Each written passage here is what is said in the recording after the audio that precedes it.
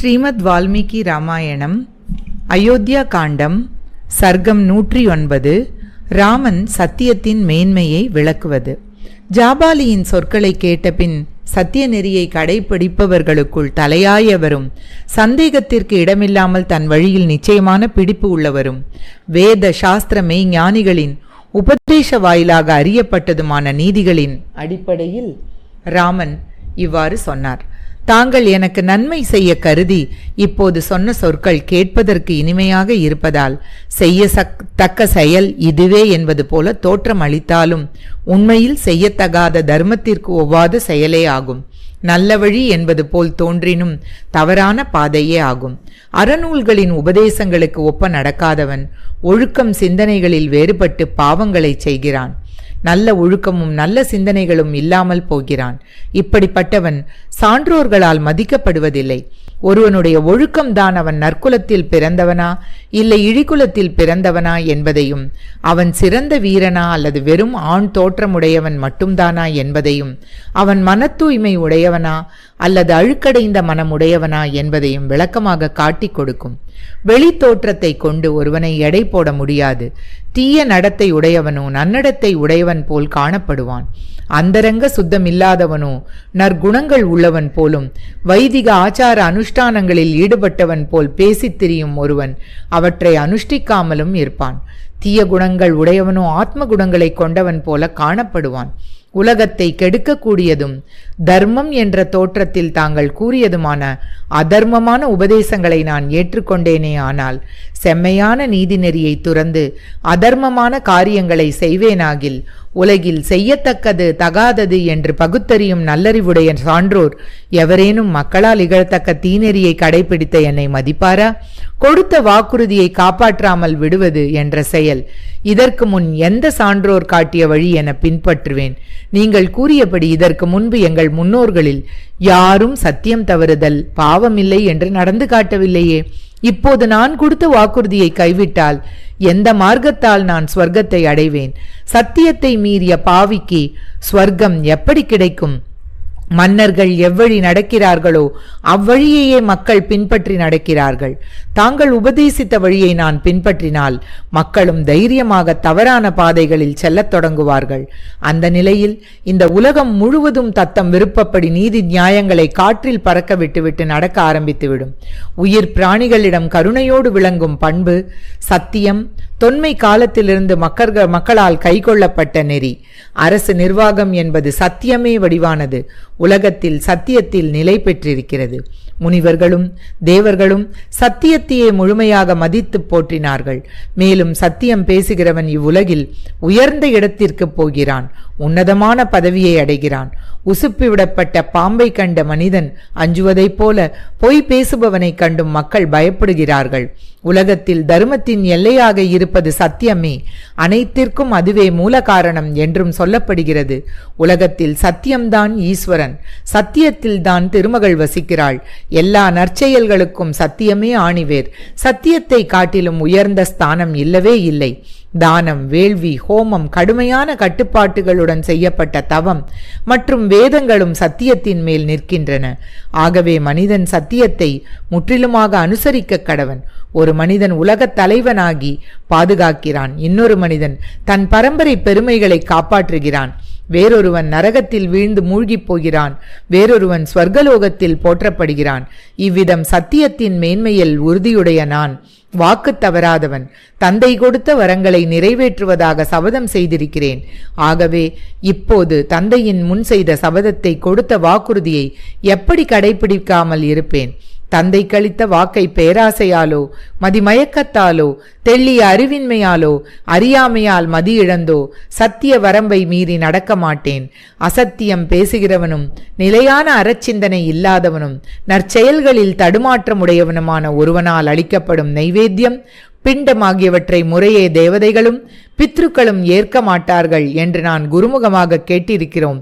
நான் சத்தியம் கூறுதல் என்ற தர்மத்தை தான் எல்லா பிராணிகளுக்கும் நன்மை செய்யும் வழியாகவும் எல்லா தர்மங்களை காட்டிலும் உயர்ந்ததாகவும் நிச்சயமாக கருதுகிறேன். ஆகவே சான்றோர்களால் அணியப்படும் ஜடாபாரம், மர உரி ஆகியன கொண்டாடப்படுகின்றன. இவ்வாறு தம் உடலை வருத்திக் கொள்பவர்கள் சத்தியம் தவற மாட்டார்கள் என்றது திண்ணம். பாவச் செயல்கள் புரியும் அற்பர்களும் கொடியவர்களும் பேராசை கொண்டவர்களாலும் ஏற்கப்படுவதும் அறநெறி போல் தோற்றம் தரும் அதர்மமான இந்த க்ஷத்ரிய நெறியை நான் துறக்கிறேன். அரசாழ்வது க்ஷத்ரிய தர்மம், ஆனால் அதுவே சத்திய வாக்கிற்கு எதிராக இருக்கும் நிலையில் கைவிடத்தக்கதே. உடலினால் பாவத்தை செய்யும் மனிதன் முதலில் அதை மனதில் தீர்மானிக்கிறான், நாவினால் பொய் பேசுகிறான். ஆக பாவச் செயல் என்பது மனம், வாக்கு, காயம் என்ற 3 வகையாலும் செய்யப்படுகிறது. பூதேவி, இகலோக புகழ், மறைந்த பின் நிலைத்து நிற்கும் புகழ், செல்வத் திருமகள் இவையெல்லாம் சத்தியம் பேசும் புருஷனையே அடைய விரும்புகின்றன. மேலும் சான்றோர்கள் சத்தியத்தையே கடைபிடிக்கிறார்கள். ஆகவே மனிதன் எப்போதும் சத்தியத்தையே அனைத்திலும் மேலானதாக கொள்ள வேண்டும். தாங்கள் எனக்கு நல்லது செய்யும் நோக்கத்துடன் அதற்கேற்ற மாதிரியான தர்க்கவாதங்களை கொண்டு நல்ல ஆலோசனைகளை ஏற்றுக்கொள், நாட்டிற்கு திரும்பி வந்து ஆட்சி செலுத்து என்று சொன்னீர்களே, அது நற்குடி பிறந்தோர் ஏற்கும் சொற்கள் அல்லவே. நான் தந்தையின் எதிரில் இவ்வாறு வனவாசம் செய்வேன் என்று வாக்களித்திருக்கிறேன். இப்போது அவருடைய கட்டளையை மீறி பரதனுடைய வேண்டுகோளை எவ்வாறு ஏற்க முடியும்? தந்தையின் முன்னிலையில் செய்யப்பட்ட சபதம் உறுதியானது, அசைக்க முடியாதது. அப்போது நான் காட்டிற்கு போகிறேன், பரதன் இளவரசு பட்டம் சூட்டிக் கொள்ளட்டும் என்று நான் சபதம் செய்தபோது கைகேயி தேவி மனக்களிப்படைந்தார். பரிசுத்தனாக இருந்து கொண்டு விரத காலத்திற்குரிய உணவை உண்டு கொண்டு புனிதமான கிழங்கு, பழம், மலர்களால் பித்ருக்களையும் தேவர்களையும் திருப்தி செய்வேன். உள்ளும் புறமும் ஒரே மாதிரியாக இருந்து செய்ய வேண்டியது செய்ய வேண்டாதது என்பதை நன்றாக பகுத்து உணர்ந்து ஐம்புலன்களின் இயக்கங்களிலும் திருப்தி அடைந்தவனாக மிகவும் நம்பிக்கையோடு உலக வாழ்க்கையை நடத்தி வருவேன். கர்மபூமியான இந்த நாட்டில் பிறந்திருக்கும் நாம் புண்ணிய கர்மங்களையே செய்ய வேண்டும். ஏனென்றால் அக்னி, வாயு, சந்திரன் ஆகியோர் தத்தம் கர்மங்களின் பயனையே அந்தந்த பதவியை அடைந்ததன் மூலம் அனுபவித்து வருகிறார்கள். தேவராஜன் 100 யாகங்கள் இயற்றி தேவலோக தலைமை பதவியை அடைந்தான். கடுமையான நியமங்களோடு தவம் புரிந்த முனிவர்கள் ஸ்வர்கலோகம் சென்றார்கள். மகா தேஜஸ்வியும் அரச குமாரனுமான ராமன் நாத்திகத்தை தூண்டும் பரலோகமில்லை, வேதசாஸ்திரம் தவறு என்பது முதலான சொற்களை கேட்டு அவைகளை சகித்து கொள்ள முடியாமல் அவருடைய வாதங்களை கண்டிக்கும் நோக்கத்துடன் அவரை பார்த்து மேலும் கூறினார்.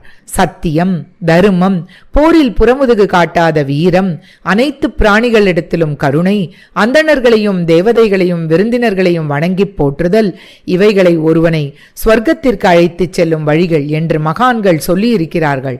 அதனால்தான் சான்றோர்களின் இந்த சொற்களின் படியும் நியாயமான வாதங்களாலும் தர்மத்தின் நுட்பத்தை ஆராய்ந்து திண்ணமான முடிவிற்கு வந்து அதன்படி சிரத்தையுடன் மனச்சஞ்சலம் அடையாதவர்களாக அறநெறியை கடைபிடித்து உத்தமமான விண்ணுலகங்களை அடைவதில் அந்தணர்கள் விருப்பம் கொண்டுள்ளார்கள். தங்கள் அறிவு தவறான வழியில் நிலை பெற்றிருக்கிறது. தாங்கள் தெய்வம், வேதம், தர்மம் ஆகியவைகளில் நம்பிக்கை இல்லாத நாஸ்திகர். தாங்கள் தர்ம வழியிலிருந்து வெகு தூரத்திற்கு அப்பால் இருக்கிறீர்கள். இப்படிப்பட்ட தங்களை தான் செய்யும் யஜ்ஞ காரியங்களில் ஒரு வேள்வியாளராக என் தந்தை ஏற்றுக்கொண்ட அந்த செயலை நான் நிந்திக்கிறேன். என் தந்தையின் இந்த செயலை நான் ஏற்றுக்கொள்ளவில்லை. அறிவாளியானவன் நாத்திகவாதத்திற்கு இடம் கொடுப்பானாகில், அதாவது வேதத்திற்கு புறம்பான வழியில் செல்வானாகில் அவன் திருடனை போன்றவனாவான். அவ்வாறு சந்தேகிக்கத்தக்கவர்களை நல்லறிஞர்கள் முகம் கொடுத்தும் பேசுவதில்லை. இதுவே அவர்களுக்கு பெரிய தண்டனையாயிற்று. ஆகையால்தான் தங்களை காட்டிலும் பெரியோர்களும் வயதில் சிறியவர்களுமான மக்கள் மங்களகரமான அநேக கர்மாக்களை செய்தார்கள். தவம் கொண்ட தவம், கொடை, யாகம் முதலிய நற்கர்மங்களை மறை ஒழுக்கப்படி செய்து இவ்வுலகிலும் மேலுலகிலும் வெற்றியை நிலைநாட்டி அந்தணர்கள் மேன்மையடைந்தார்கள். தர்மத்தில் உறுதியான நம்பிக்கை உடையவர்கள், மெய்ஞானிகளுடன் உறவு கொண்டிருப்பவர்கள், ஆன்ம ஒளி மிக்கவர்கள், ஈகை குணத்தை முக்கியமாக கொண்டவர்கள், எந்த ஜீவனையும் துன்புறுத்தாதவர்கள், மனமாசுகள் நீங்கியவர்கள், இப்படிப்பட்ட உத்தமமான முனிவர்கள் தாம் உலகத்தில் பூஜிக்கத்தக்கவர்கள் ஆகின்றார்கள். இவ்வாறு இவ்வாறு தாழ்ந்து போகாத மன உறுதி படைத்த ராமன் கோபத்துடன் பேசியதை கேட்ட அந்தணர் மறுபடியும் பேசத் தொடங்கி தெய்வம், வேதம் முதலியவைகளில் நம்பிக்கையுடைய ஆஸ்திகரான சத்தியமான நன்மை அளிக்கக்கூடிய சொற்களை பணிவுடன் உரைத்தார். ராமா, நான் நாஸ்திகவாதத்தை உயர்வாக பேசவில்லை. நான் நாஸ்திகனும் அல்லன், பரலோகம் முதலானவை இல்லை என்று சொல்பவனும் அல்லன். இப்போது சந்தர்ப்பத்தை அனுசரித்து நான் ஆஸ்திகனாகிவிட்டேன். அவசியம் ஏற்பட்டால் பின்னொரு சமயத்தில் நான் நாத்திகனாகவும் மாறுவேன். நாத்திகவாதம் செய்ய வேண்டிய சந்தர்ப்பம் இப்போது எவ்வாறோ ஏற்பட்டிருந்தது. ராமா, உன்னை எப்படியாவது சமாதானப்படுத்தி அயோத்திக்கு திரும்பவும் அழைத்து போவது என்ற காரணத்தால் என்னால் வேத விரோதமான நாத்திகம் பேசப்பட்டது. ஆகவே நான் இப்படி பேசியதற்காக நீ என்னை மன்னிக்க வேண்டும். ஸ்ரீமத் வால்மீகி ராமாயணம் அயோத்தியா காண்டத்தில் 109வது சர்க்கம் முற்றிற்று.